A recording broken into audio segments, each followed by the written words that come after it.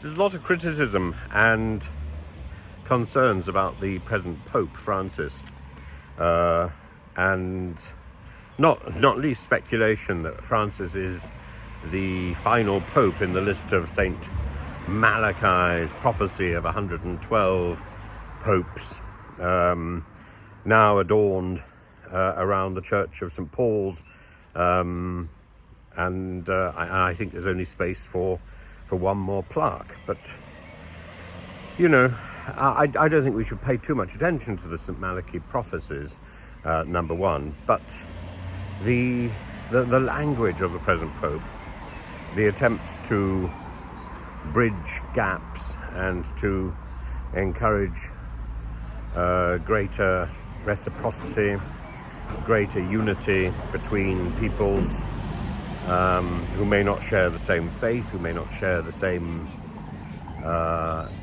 values.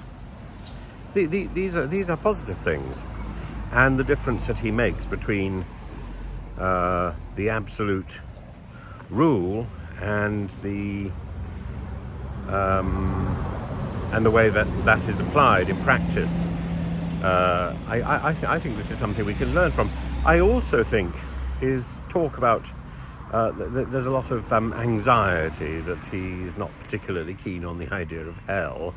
I think that also is a positive. The having just come through Easter, the idea of the harrowing of hell, the opening of the gates of hell in the Orthodox icon of the resurrection. It's a picture of Jesus standing on the broken gates of hell with the keys to those gates sort of flying around in the darkness, and a figure lying underneath the gates, which is Hades, death.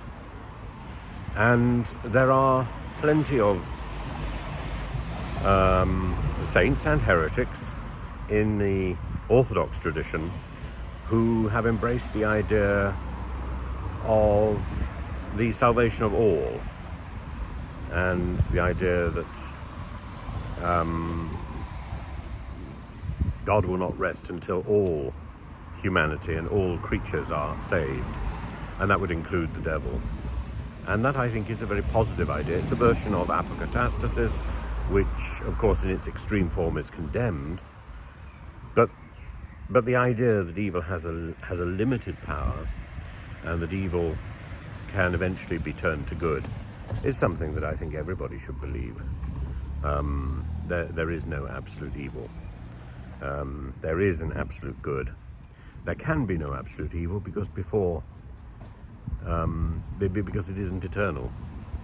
Because before evil there was just good, and after evil there will be just good.